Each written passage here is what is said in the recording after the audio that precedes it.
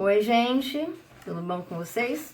Mais uma videoaula, eu vou explicar para vocês hoje o capítulo 5. Vocês estão com o livro, é só vocês abrirem na página 78 e acompanhar a explicação. Mas vocês podem acompanhar também pelos slides. O capítulo 5, ele vai falar sobre a Europa, sobre os aspectos físicos da Europa, sobre clima, relevo, vegetação, essas coisas.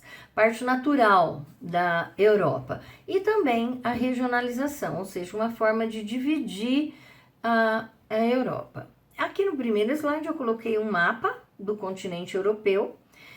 Todos esses países que vocês estão vendo coloridos faz parte da Europa, então dá para perceber, menos aqui. Aqui é a África, é um continente africano, né? Mas todo o restante aqui do mapa faz parte da Europa, esse é o continente europeu, tá bom? Características gerais desse continente. Ele está localizado no hemisfério norte. O que é hemisfério norte? É toda a parte da superfície da Terra que está no mapa acima da linha do Equador, tá? Então, a Europa está totalmente acima da linha do Equador. A Europa está localizada dentro da zona temperada do norte. O que é a zona temperada? É a parte que fica do nosso planeta, localizada entre o Trópico de Câncer e o Círculo Polar Ártico.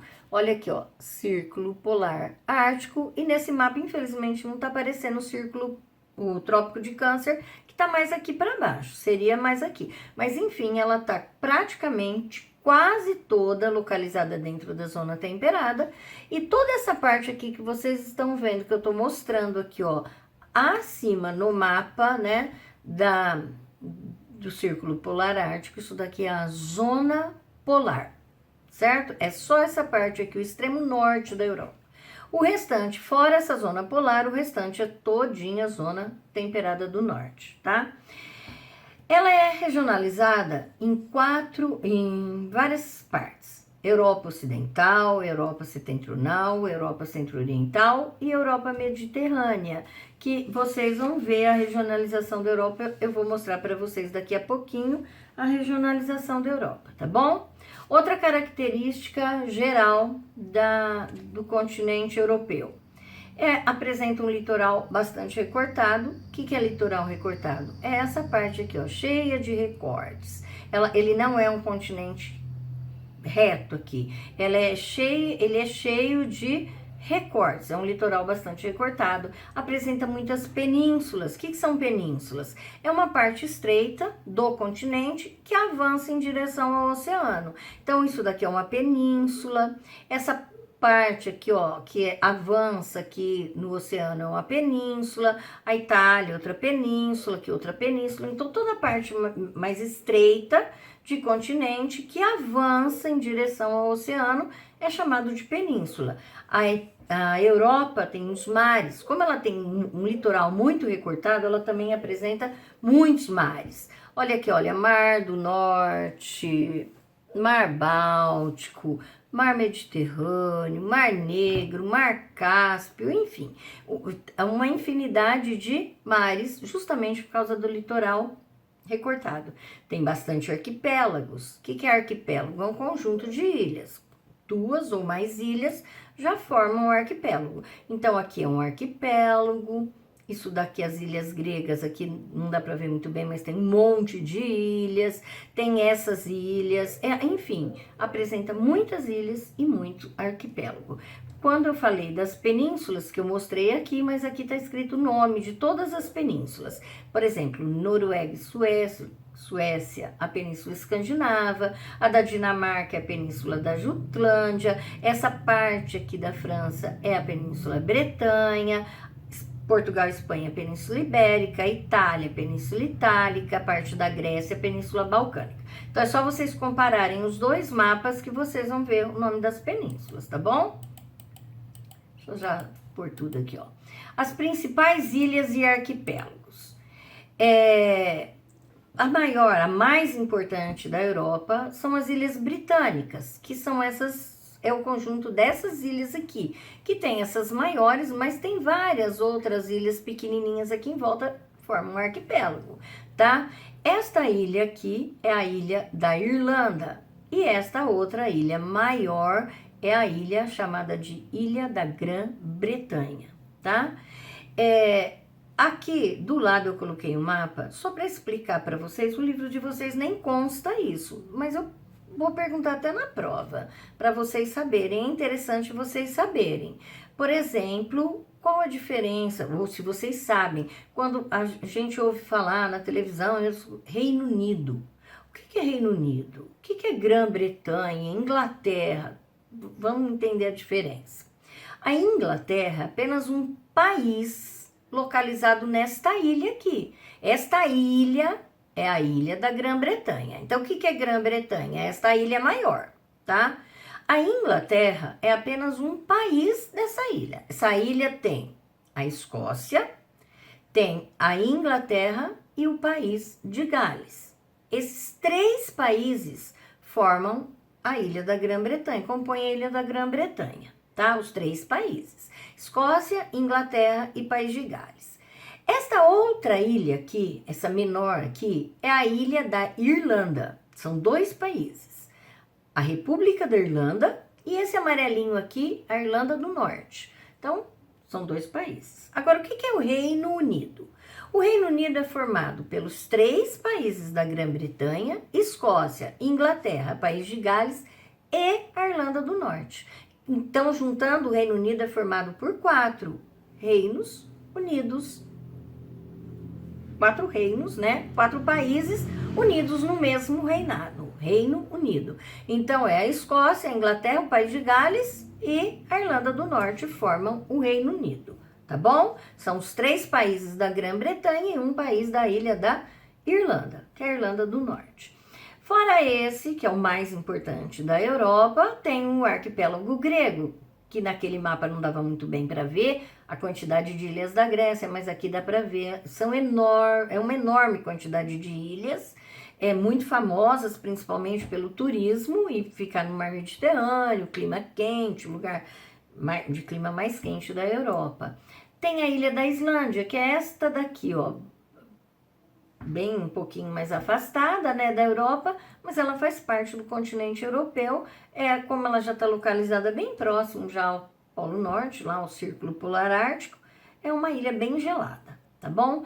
E uma característica marcante desta ilha é justamente a atividade vulcânica que a ilha apresenta, vulcões ativos ainda, que de vez em quando aí entram em erupção, causam um transtorno e tal, né? E outra coisa que chama atenção na ilha da Islândia são os geysers. O que são geysers? É isso daqui que vocês estão vendo, que eu coloquei até uma foto aqui, ó. São jatos de água extremamente quentes que são lançados de dentro da terra, na superfície, né, de dentro, que são lançados para fora. E na Islândia, muitos geysers são canalizados e aproveitados para geração de energia elétrica. São águas, olha, quentíssimas, temperaturas por entre 75 e 100 graus. Então, alguns geysers, grande parte dos geysers, são aproveitados para obtenção de energia elétrica, tá bom? Na página 79 fala do relevo e da hidrografia. O que é relevo? Só recordando, o que é relevo? Relevo são as várias formas que a superfície da Terra apresenta. Formas altas, baixa, plana, ondulada, pontiaguda. Então, essas várias formas de terreno que a superfície da Terra apresenta é chamado de relevo. E como que é o relevo na Europa? Tem muita montanha? Não tem? A maioria é terreno baixo? A maioria é planície? A maioria é planalto? O que tem na Europa, né? E hidrografia, todo mundo sabe, a gente vai ver um pouquinho mais pra frente aí, são as águas, né? Hidroágua, a água do continente europeu. O relevo, vamos lá falar do relevo. Eu coloquei o mapa aqui, que tá na página 79, é um mapa de relevo. Todos os mapas de relevo são pintados exatamente dessas cores. É uma convenção mundial isso, tá? Então, tudo que está pintado de verde neste mapa representa os terrenos baixos e mais planos, representam as planícies. O amarelo, o laranja, o marrom e o marrom mais escuro representa terrenos mais altos. À medida que a cor vai ficando mais forte, significa que o terreno está aumentando de altitude. Então aqui, o verde é o terreno mais baixo, o amarelo um pouquinho mais alto, o laranja um pouquinho mais alto, o marrom um pouquinho mais alto. Então, só de olhar no mapa, eu pergunto para vocês, que forma de relevo que predomina, que mais tem na Europa? Só olhar no mapa dá para ver que é o verde, o mapa inteiro quase é pintado de verde. Verde significa terrenos baixos e planos, verde significa planícies. Então, a maior parte da Europa, os terrenos são baixos, são planos, é formado por planícies. E ocupa principalmente a parte central da Europa, o meio do mapa, né? Quais as principais planícies? Germano-polonesa, planície da Hungria. E se vocês olharem no mapa, com atenção, o mapa do livro de vocês vão ver outros nomes que eu coloquei aqui até reticências, porque são várias planícies. Característica dessas planícies, elas apresentam solos férteis. Por isso mesmo, toda essa região da Europa é muito utilizada para cultivo, principalmente de cereais, por causa do clima mais frio da Europa, né?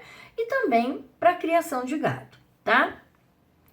Essa parte aqui que está pintada, principalmente aqui na parte norte da Europa, pintado de amarelo, de laranja, um marrom aí, não tão forte, são os maciços antigos, ou montanhas antigas, tanto faz. Então aqui a gente percebe o que? São montanhas, mas como elas são muito antigas, elas foram formadas lá nas primeiras eras geológicas, elas já foram muito desgastadas pelo vento, pela chuva, pela erosão.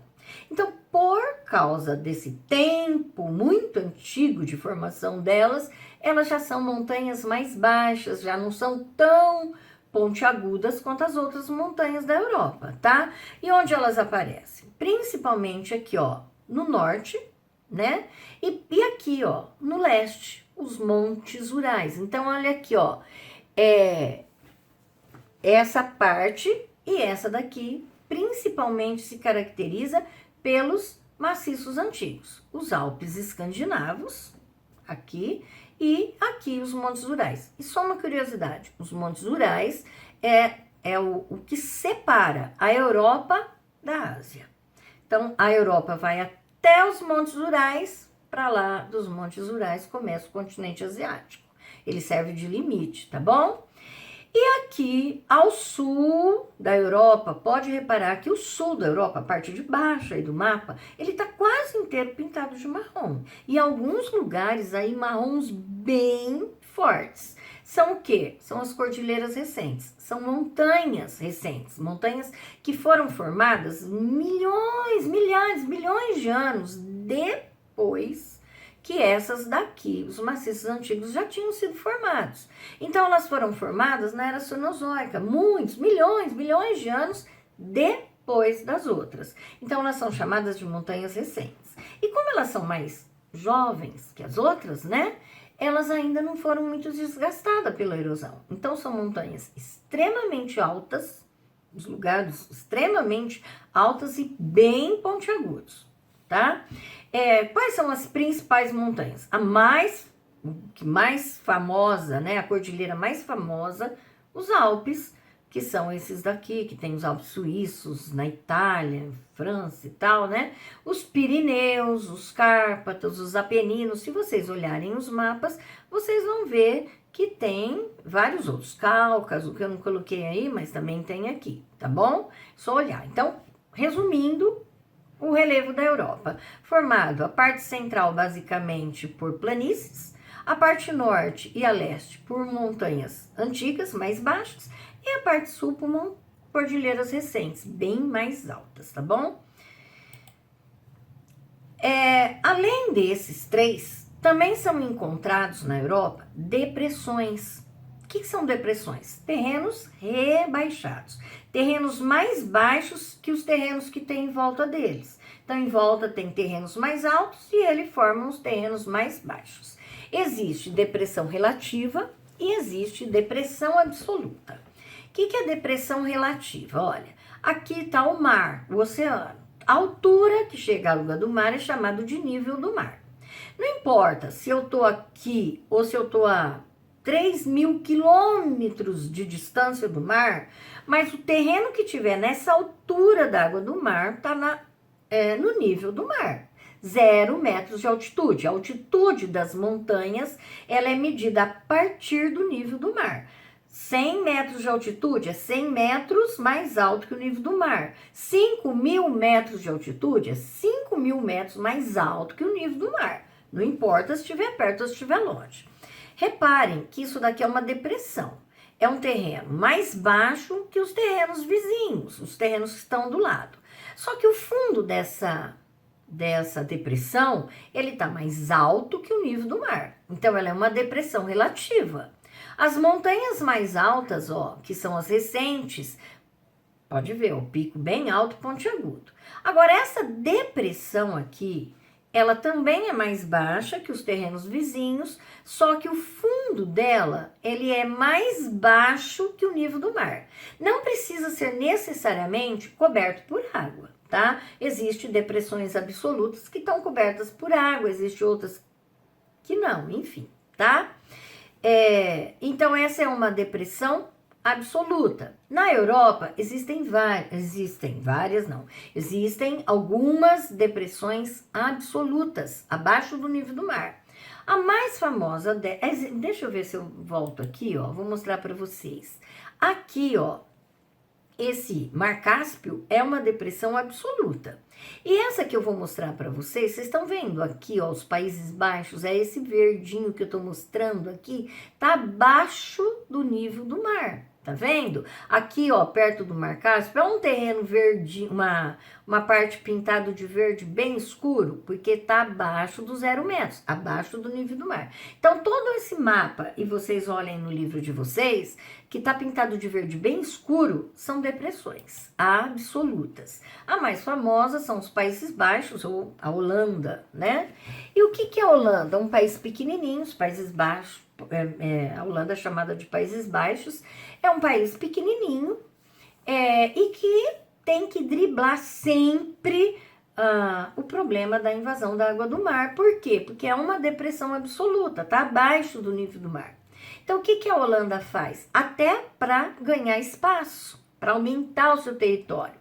Ela constrói diques e pôlderes. O que são diques? Isso daqui, vocês estão vendo? É um dique.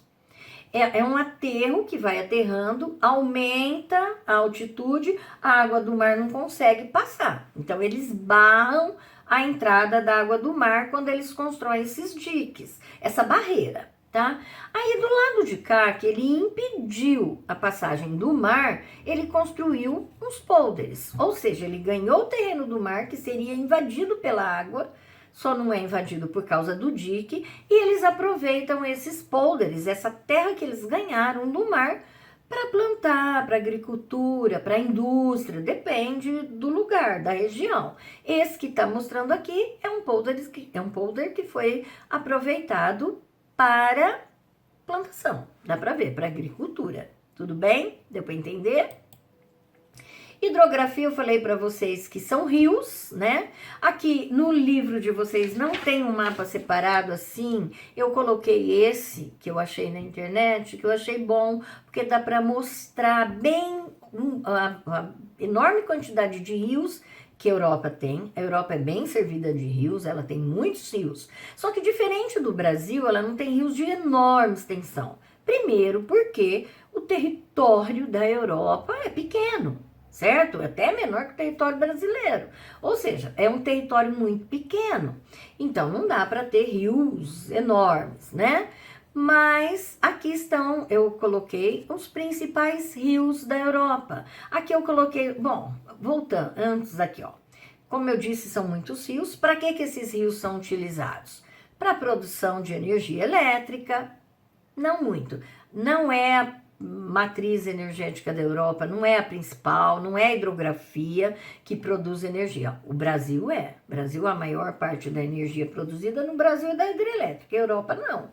Mas mesmo assim, tem vários rios que produzem energia Esses rios são utilizados para irrigação em alguns lugares e para transporte. São muito utilizados, diferente do Brasil também. O Brasil quase não utiliza os rios para transporte. A Europa utiliza muitos rios para transporte, tanto de mercadorias quanto de pessoas, tá?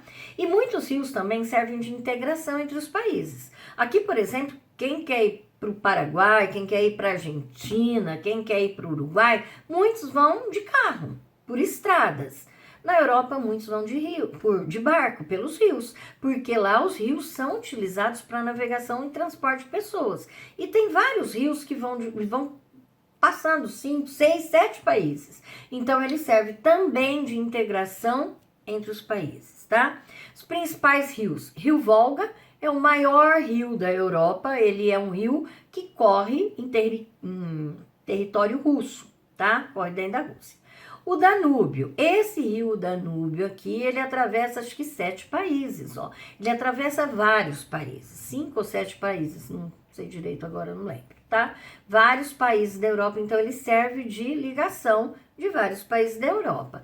E aí, ele, através de canal artificial, ainda ele se liga com o principal rio da Europa, que é o rio Reno, que é esse daqui, tá escrito, não está escrito em português, mas esse daqui é o rio Reno. Então, o rio Danúbio, ó, ele atravessa vários países da Europa e ainda ele se liga por canal artificial com o rio Reno, e o rio Reno vai desaguar lá no Mar do Norte, no Porto de Roterdã, aqui ó, o Porto de Roterdã, que fica na Holanda, nos Países Baixos, que é o porto mais movimentado do mundo. Então, olha a importância desses rios. E o rio Reno é importantíssimo porque ele atravessa a região mais industrializada da Europa, que é a Alemanha. Ele passa numa parte da Alemanha, a parte mais industrializada da Europa inteira.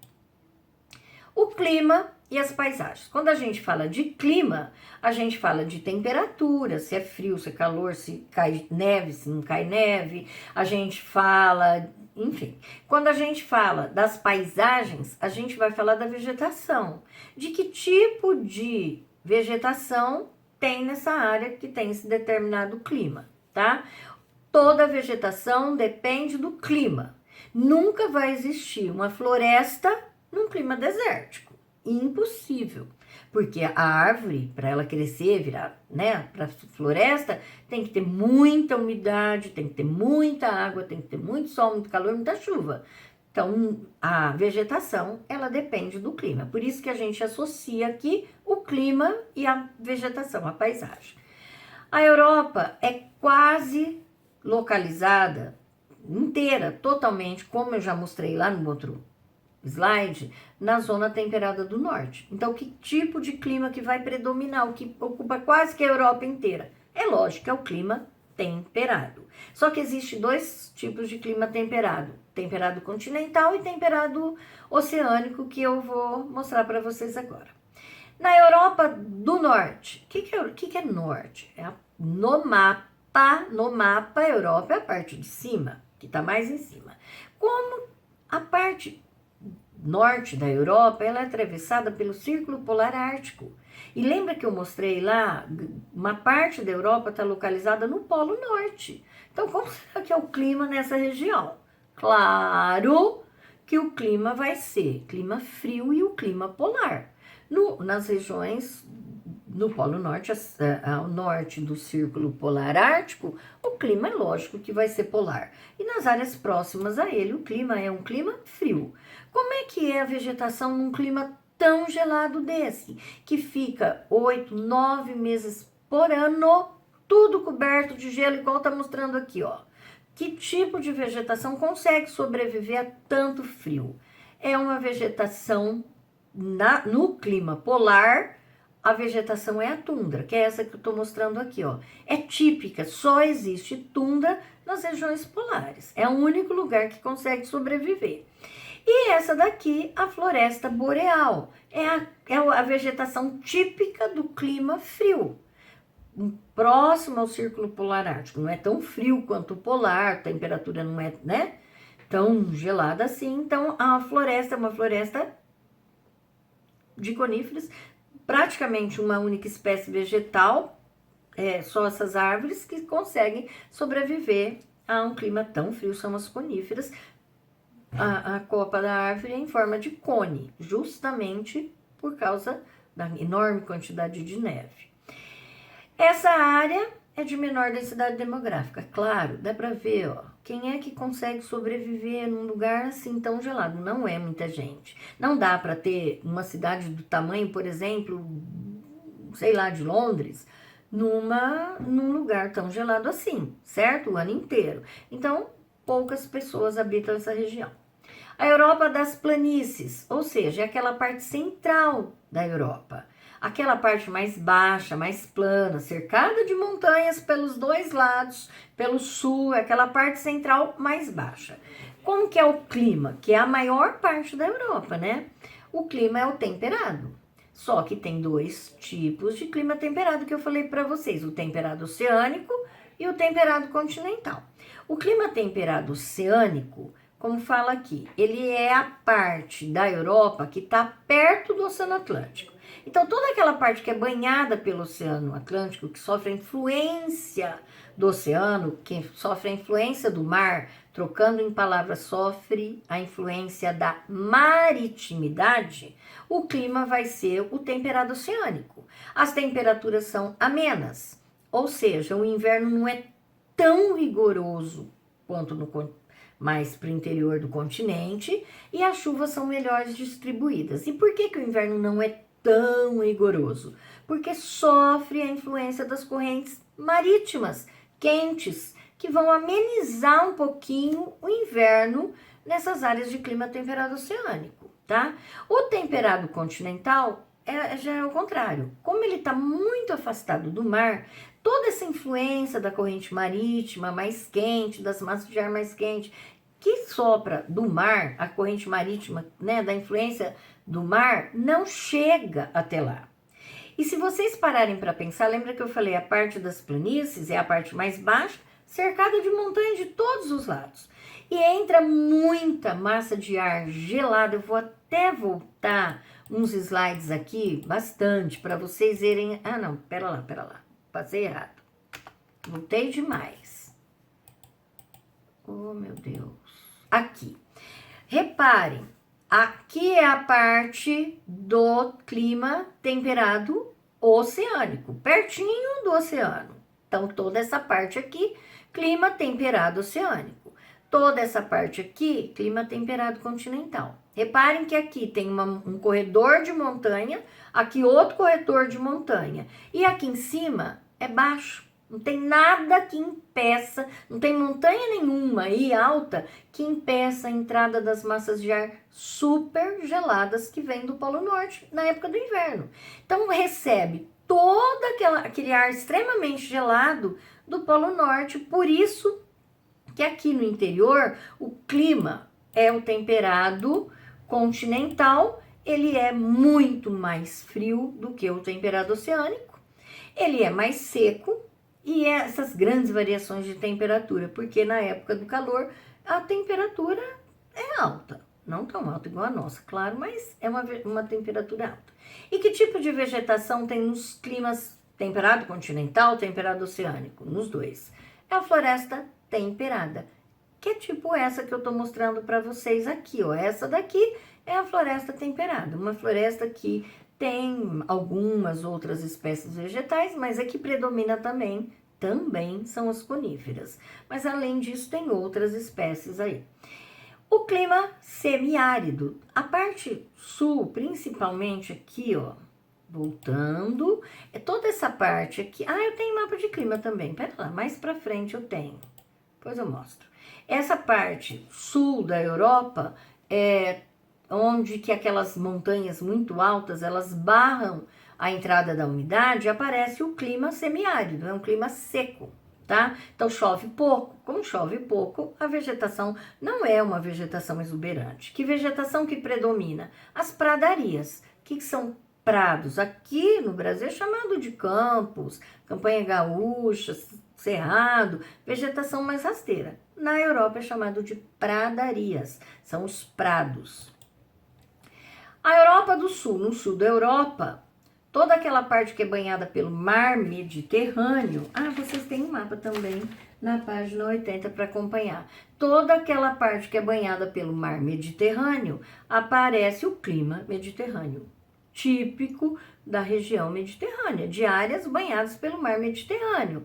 As médias térmicas são mais altas, é o lugar mais quente da Europa, é o sul da Europa, e os verões são secos e o inverno chuvosos, é o contrário, porque normalmente em todos os lugares os verões, o verão é mais úmido e o inverno que é seco. Aqui no Brasil é assim, na época do verão, novembro, dezembro, janeiro, fevereiro, chove muito, o verão é chuvoso. E o inverno, que é agora, junho, julho, agosto, são os meses mais secos, certo? Então, o que que acontece? Lá no clima mediterrâneo é ao contrário.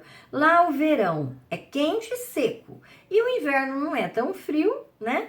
E é bastante chuvoso.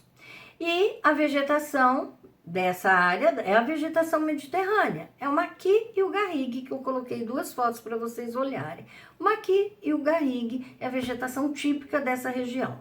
E o clima, por último e finalmente, o clima frio de montanha. Como o sul da Europa tem muita montanha, os Alpes, os Cárpatos, né? Enfim, o Cáucaso, são lugares muito altos, a vegetação é típica de clima frio de montanha. E como que é a vegetação nesse clima frio de montanha? Ele varia de acordo com a altitude. Então, nas partes mais baixas, no sopé da montanha, existe vegetação, dependendo da região, vegetação mediterrânea e tal. E à medida que vai subindo a altitude, a vegetação vai ficando mais escassa por causa da temperatura baixa e tal, até que chega numa altitude que não tem mais vegetação nenhuma, que é chamado de neve eterna, porque essa neve não derrete nunca, então não tem vegetação nunca, tá? Aí tem os dois mapinhas da página 80, que é resumindo tudo isso que eu falei. Então é só vocês compararem, estudem os mapas, porque, né, das provas cai em mapa. Aqui, esse é o mapa de clima e esse é o da vegetação, é muito semelhante ao outro. Aqui, o extremo norte, clima polar, a vegetação é a tundra. O clima frio que é o rosa, a vegetação é a floresta boreal. O clima temperado, aqui é o temperado oceânico, aqui é o temperado continental. Nos dois, do clima temperado, a vegetação, floresta temperada. Aqui onde o clima é semiárido, a vegetação são pradarias, é a vegetação semiárida, tá? Aqui onde tá o verde bem clarinho, que é o clima mediterrâneo, a vegetação é a vegetação mediterrânea, aquela que eu falei para vocês, uma aqui, o garrigue. Então, reparem que eles têm relação, clima com vegetação. E aqui onde os lugares é roxo, que é o clima frio de montanha, é frio por causa da montanha, né? Não, aqui é frio por causa das duas coisas. Aqui é frio por causa da localização próximo ao Polo Norte e por causa da altitude. E aqui é frio por causa da altitude, a vegetação é a vegetação de altitude. Então, vocês têm que fazer essa relação de um mapa com o outro, tudo bem? Fatores que influenciam no clima. Então, fora a localização, lá perto do Polo Norte, o clima é frio. No sul da Europa, que está mais próximo ao Trópico de Câncer, o clima é mais quente, porque está mais para o sul, está mais longe. Fora esse fator, que é o que determina a maioria dos climas, existem na Europa outros fatores, além da localização, que vai determinar a influência do clima. Primeiro, as correntes marinhas que eu falei para vocês, que vai determinar a maritimidade. Porque aqui, ó, esta corrente marítima, a corrente do Golfo, ela tem início lá próxima à linha do Equador, nas águas mais quentes. Então, a corrente marítima é como se fosse, não é, claro, mas é como se fosse um rio correndo na superfície do oceano. É igual água e óleo. Vocês já tentaram misturar água com óleo? Não mistura. Por quê? Porque o óleo flutua sobre a água, porque ele é menos denso, a água é mais pesada e o óleo é mais leve, então ele flutua sobre a água. Corrente marítima é a mesma coisa, a água da corrente marítima, apesar dela ser salgada, dela ser uma água marinha, ela é menos densa. Então, ela não mistura com a outra água, ela flutua em cima da água do oceano. E ela vai levando com ela as características. Como ela se originou numa região quente, que é a parte central, próxima à linha do Equador, ela tem uma água mais quente. Então, como ela tem uma água um pouco mais quente, os ventos que sopram sobre ela acabam absorvendo um pouco essa temperatura dela, e quando eles atingem esta parte aqui que eu estou mostrando para vocês, ó, do continente europeu, ele vai deixar o inverno um pouco menos rigoroso. É aí que é o clima temperado oceânico, influência da maritimidade, influência das correntes marinhas. Já que no interior, essa maritimidade não tem efeito. Esse calorzinho, esse ar um pouquinho, né, menos frio, não consegue chegar aqui. O que consegue chegar aqui? O que são essas flechinhas verdes? Massas de ar frio. Então, consegue penetrar e atingir esta parte aqui, a massa de ar frio que vem lá no Polo Norte. Então, por isso que o clima temperado continental é muito mais frio que o temperado oceânico. Outro fator, o relevo. O relevo aqui, ó, ele impede. O que essas flechinhas vermelhas? Massas de ar quente. Então, como as massas de ar quente que vêm lá do centro, até perto da linha do Equador, da parte central, que é um ar quente, ele vai soprando para as mais frias. Mas quando ele chega na Europa, ele encontra os Alpes, os Cárpatos, os Apeninos, eles encontram essas cadeias de montanhas altas, eles não conseguem passar. Então, por isso que essa região é bem mais quente, que a massa de ar fica quente, né? Fica concentrada aí, e toda a umidade que ela tá trazendo, como ela não consegue passar, a umidade também fica toda aí. Por isso que essa região é muito chuvosa e é a mais quente da Europa. Influência do relevo, que forma uma barreira que impede a passagem das massas de ar quente e úmida que vem do centro da Terra. E as massas de ar que eu acabei de falar, tá? No final, lá no capítulo de vocês, nas atividades, tem uma questão, que é essa que eu coloquei aqui, que tem o mapa. Esse mapa mostra as duas cidades, iguais, assim, na mesma latitude, localizado na mesma faixa. Uma aqui é o Reino Unido, né? Que eu já expliquei para vocês o que é Reino Unido, que é País de Gales, a Inglaterra, a Escócia e a Irlanda do Norte, e do lado de cá, a Rússia, tá vendo? Que tem a capital Moscou aqui. E aqui uma cidade chamada Edimburgo, que fica aqui, ó, no Reino Unido. As duas, vocês estão vendo que ela tá na mesma latitude, na mesma linha, assim. Mas o que acontece? Olha o climograma. O que é climograma? É um gráfico que mostra o clima dos lugares. As linhas vermelhas representam temperatura, se é frio, se é calor. As barras azuis representam chuva, precipitação. Se chove, quanto que chove, a quantidade de milímetros que chove. Então, repetindo, linha vermelha, temperatura. Vocês vão olhar aqui. Quantidade de as barras, quantidade de chuvas, vocês vão olhar aqui, onde eu estou mostrando aqui, tá bom? Vamos lá, em Edimburgo, reparem, aqui a temperatura 0 graus, 10 graus, 20 graus, 30 graus, e aqui é menos 10 graus, abaixo de zero. Mas essa linha vermelha, ela chega aqui? Não, a linha vermelha, ela começa aqui, ó, acima do zero, e ela termina aqui, ó, também acima do zero. Não tem em Edimburgo, durante o ano inteiro, não foi registrada a temperatura abaixo de 0 graus, certo? Agora aqui, do lado de cá, na mesma paralela, a cidade de Moscou, a temperatura... Olha a temperatura no mês de janeiro em Moscou, 10 graus negativos. Fevereiro, temperatura negativa. Março, negativa. Lá em abril que começa a subir por volta dos zeros. Quando chega lá em novembro, negativa. Dezembro, negativa. Então, o que a gente percebe? Vários meses do ano, em Moscou, a temperatura é abaixo de zero. E por que isso acontece se elas estão na mesma latitude? Influência da maritimidade das massas de ar. Edimburgo sofre a influência do mar, das correntes marítimas quentes que vão amenizar o rigor do inverno. Moscou sofre a influência das massas de ar gelada que vem do polo, vai deixar o frio lá muito mais intenso que em Edimburgo. Reparem agora a quantidade de chuva.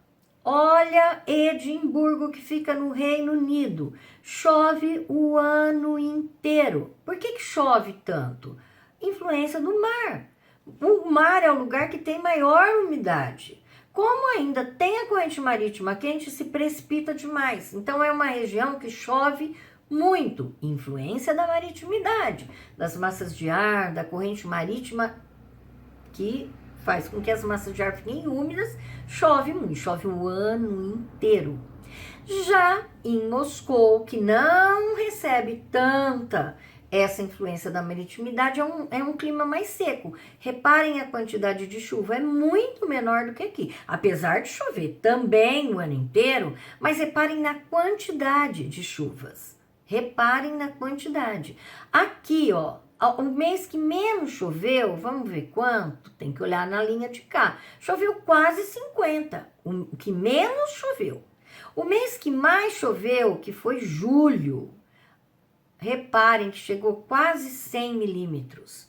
Agora aqui, o mês que mais choveu, choveu 70 por aí. O mês que menos choveu, não choveu nem 20. Então reparem, apesar de chover também o ano inteiro, chove menos do que aqui. As barras são menores aqui. Deu para perceber isso? Então, esse é o mapa de climograma. Na prova eu vou colocar até outros para vocês analisarem. A outra coisa que chama atenção, reparem que é a linha da temperatura. Para nós que moramos no hemisfério sul, abaixo da linha do Equador no mapa, a nossa linha vermelha é ao contrário, ela começa aqui no alto, fica baixa aqui e sobe aqui. Por quê? Porque os nossos meses de verão é no final do ano. É o quê? Dezembro, janeiro, fevereiro, março, é verão, né? Lá, isso é inverno. É o contrário, porque a Europa está no hemisfério norte. Então, quando para eles é verão, para nós aqui no hemisfério sul é inverno. Quando para nós aqui é verão, os meses de verão, final do ano, fevereiro, dezembro, janeiro, fevereiro, março, para eles é inverno. Então, reparem isso nos climogramas, tá bom? As paisagens e os aspectos culturais. Que página tá isso? Tá na página 81. A Europa é um continente que apresenta uma grande diversidade cultural, muito grande. Vários idiomas são falados nos vários países europeus, modos de vida completamente diferentes de um país para o outro, hábitos, costumes muito diferentes de um país para o outro, tá? Também apresenta grande diversidade de clima, de relevo, de vegetação, de paisagens, enfim, muito diferente. A parte norte da Europa é um clima completamente gelado, tudo coberto de gelo o ano inteiro. A parte sul da Europa é um clima quente, com praias, com mar Mediterrâneo, com vistas maravilhosas, com quente, com montanhas belíssimas, né? Enfim, aqui eu coloquei alguns exemplos de culturas bem diferentes.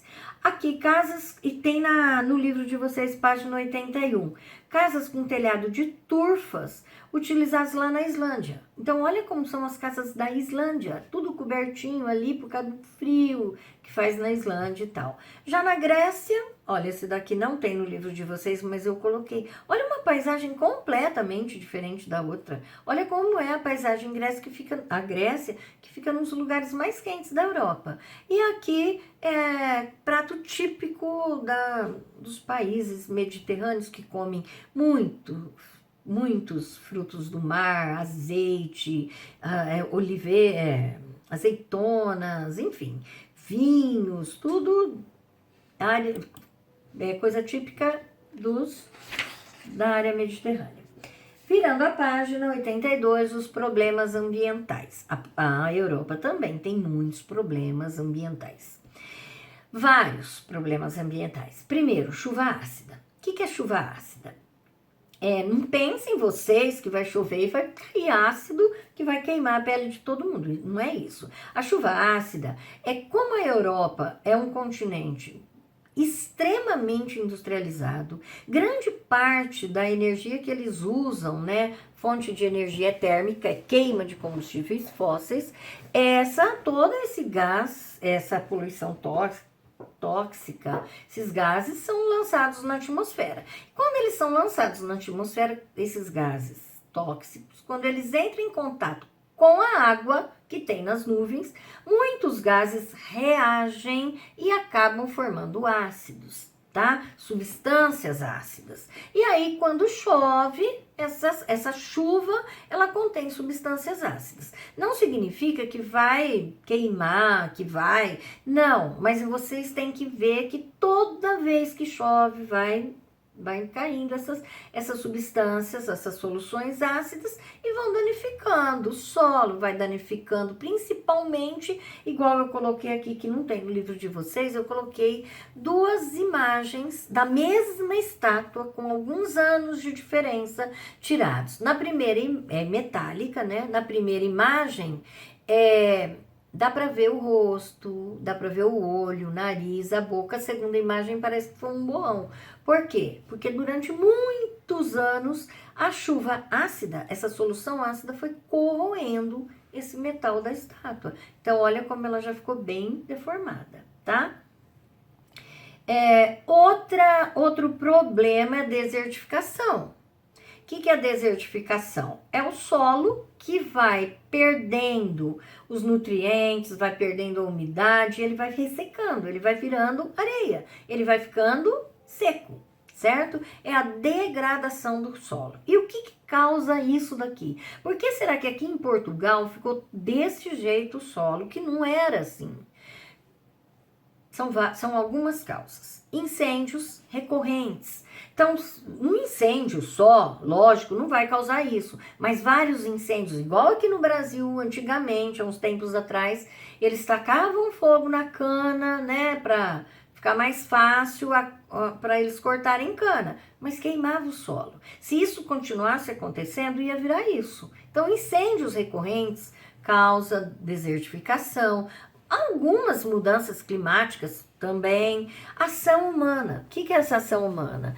Utilizar o solo, plantar e não deixar esse solo descansar, não repor os sais, minerais, os nutrientes que o solo precisa, que as plantas tiram dele. Isso também causa desertificação. Então, o uso intensivo do solo sem cuidado também causa desertificação.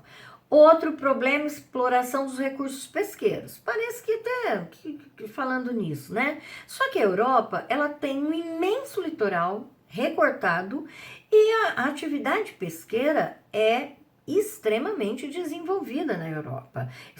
Vários países vivem, a principal atividade em alguns países é a atividade pesqueira, é a exportação de peixes, de frutos do mar, de produtos do mar, né? Principalmente Noruega, Portugal, Espanha, são lugares que pescam, assim, é muita pesca. E não é pesca de varinha, não, é pesca profissional, tá?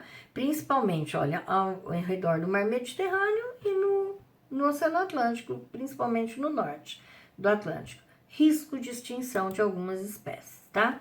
Outros problemas, resíduos nucleares. Como eu falei para vocês, eu já tinha avisado que na Europa a maior parte, a fonte de energia não é igual aqui no Brasil de hidrelétrica. Lá é termoelétrica e usina nuclear. A usina nuclear, a fonte, né, nuclear de energia, ela começou na Europa se deslanchou, que pegou quase todos os países, a partir da década de 70, quando o petróleo entrou em crise, teve a crise mundial do petróleo, o preço do petróleo subiu muito. E a Europa, extremamente dependente do petróleo, resolveu investir na obtenção da energia nuclear, tá? Então, quase todos os países lá, grande parte da energia que se produz na Europa é energia nuclear, tá? Que obtém energia através de energia nuclear, grande parte.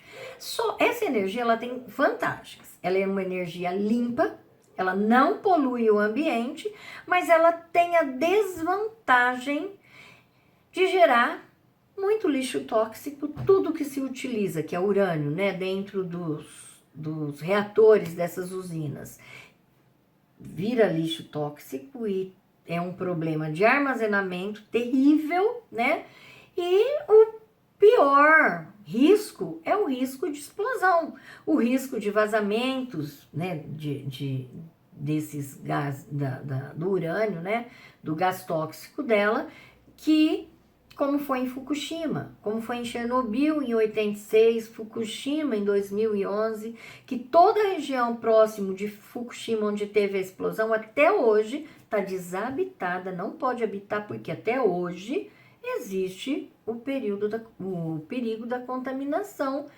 pela radiação resíduos nucleares aí. Ou seja, a usina nuclear, ela é mais limpa, não polui, mas ela é perigosa, tá? Outro problema ambiental da Europa é a destruição da vegetação nativa. Muitos recorrentes incêndios florestais acabou dizimando espécies animais. Tem o lince e o bisão, são duas espécies de animais que estão em risco de extinção, tá? Porque durante séculos e séculos, a Europa vem depredando a vegetação.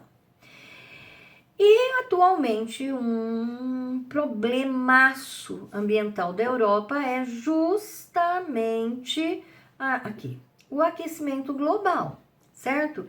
Por quê? Porque como eu disse, a Europa, quase todos os países da Europa altamente industrializados, e eles liberam muito CO2 na atmosfera, que sai, né, dessas chaminés das fábricas, das indústrias. Então, eles são grandes emissores de CO2 e tá todo mundo pegando muito no pé de todos os países do mundo para reduzir essa emissão de CO2 para não causar um aquecimento global. Quais são os campeões da Europa? Não é do mundo, não, é da Europa. Campeões de emissão de CO2. A Rússia, a Alemanha e o Reino Unido. São os países mais industrializados da Europa. Matriz energética. Agora, muita coisa que eu já expliquei, eu vou até pular porque eu já até expliquei isso. Matriz energética europeia, quer dizer, o que eles usam para obter a energia que eles utilizam? Primeiro, gás e petróleo, né?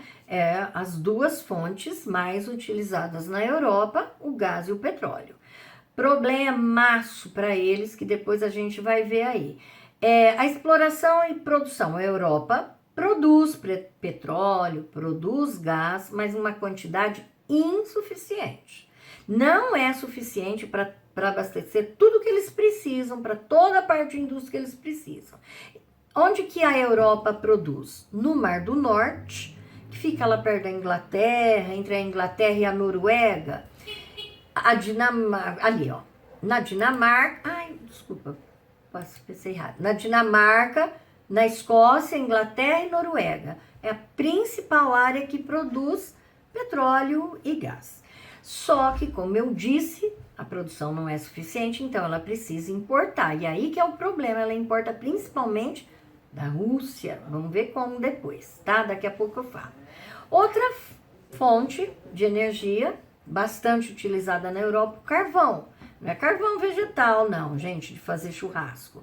Carvão mineral, tá? rocha, minério, ele é bastante utilizado nas termoelétricas, que é uma das principais fontes de energia da Europa também. Agora a Europa está tentando reduzir o uso de termoelétricas, está investindo em outras fontes de energia, mas ainda se usa muita termoelétrica, energia produzida por termoelétrica na Europa.